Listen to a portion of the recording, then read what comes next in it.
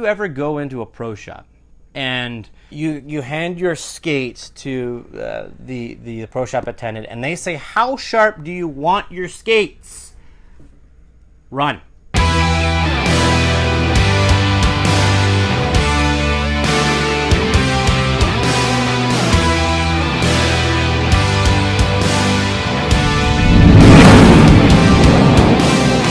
If you're not sure what you need, we take a look at your skating. I like to do that either in person or through video. Discuss where you're playing, because that's also important, and we'll get into that too in just a minute.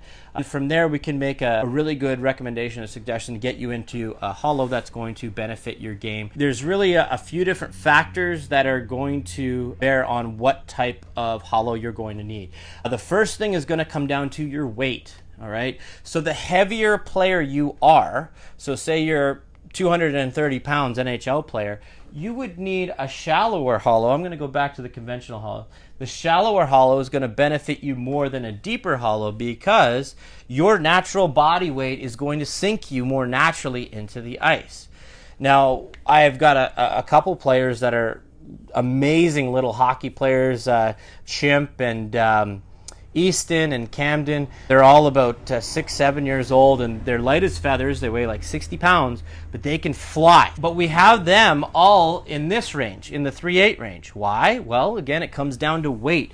They don't have enough weight, being a little guy at 60 pounds, that they can grip the ice with their own body weight. So they need a little extra assistance. There are some players that are a bit more old school, and you just kind of can't get them away from what they like. And I know Sidney Crosby, and the equipment manager with the Penguins, he's been fighting with Sid for a while about this, and Sid loves 3/8. He doesn't want to change, but he weighs like 220 pounds. He's got a ton of weight, so it's really just slowing him down, but he just loves to feel that connection with the ice, that strong grip.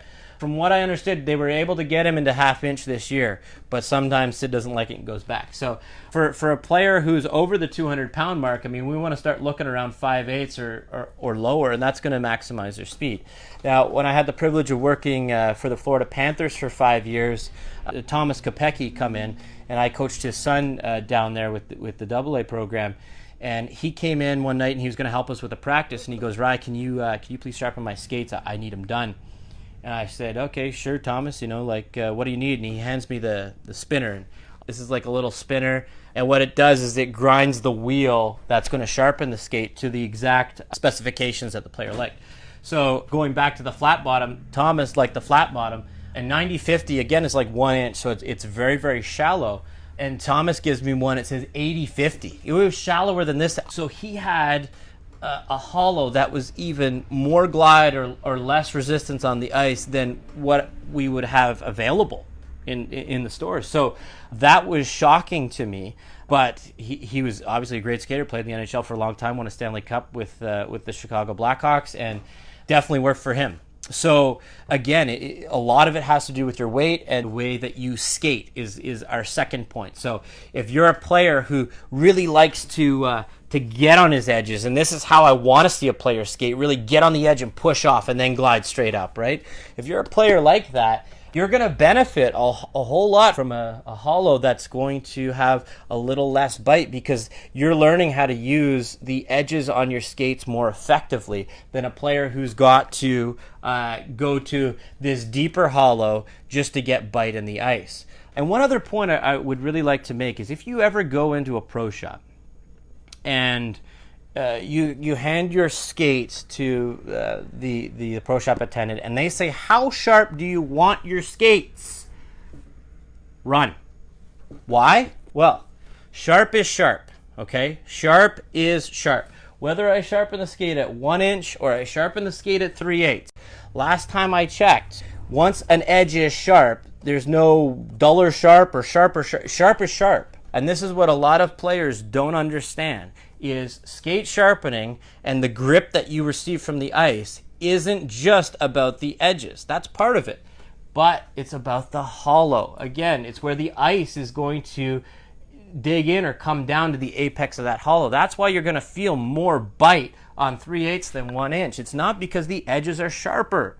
The edges are just as sharp for 3/8 as 1 inch. But you're going to feel more glide this way because, again, you're not digging in the ice as much. So I hope everybody understands that concept, and if you don't, I'm very passionate about the subject, love talking about it.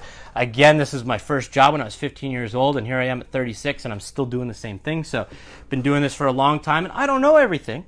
You know, I still love learning. I still love talking to NHL trainers and equipment guys. The game is always changing. And when it comes to technique or equipment, if you're the type of player or coach that thinks you know everything, I promise you're going to get left in the dust. I am always learning, just like my students. How could I expect my students to want to learn if I don't want to learn, right? So things are always changing with boot construction and techniques, and I love learning about the new stuff and always being on the cutting edge of everything. And if anyone's had a chance to check out the website, CanadianEdgeHockey.com, you'll see the website's very influenced by that thought, is that the cutting edge of modern technology in hockey training. So if you haven't got a chance to go check it out, please do so, CanadianEdgeHockey.com. The last thing, so the first thing was player's weight. Second thing was their skating style. The third thing that's going to affect what kind of hollow you need to have on your blades is the ice conditions. So if you're a player who is playing in a very hot, humid climate, like here we are in Florida, you're actually going to dig in the ice more naturally because the ice is a little bit softer down here than, say, it is up in Canada. I mean, growing up on the outdoor rinks when it's minus 40, and I kid you not, that's not an exaggeration, that's really what it is. When you grow up on those kinds of surfaces and you got minus 40, you don't need something that's going to glide because the ice is so hard. It's so hard to dig in the ice. So for us, we could go deeper but still have a good glide because the ice is so hard. But again, if you're somebody who skates in a very hot climate, it's very hard with the rink doors opening and closing to keep the ice temperature at a temperature that is like that 19 degrees, which NHL players play on. It's very difficult to keep a lot of the public rinks at that temperature, and the ice will naturally be a little softer. So you could benefit from actually going down in your hollow, and it's only going to give you more speed, and who doesn't want more speed? So just to recap, the three things that you need to be aware of when picking a custom hollow for you is A, your weight, B, your technique, the style you skate, and C, the ice conditions.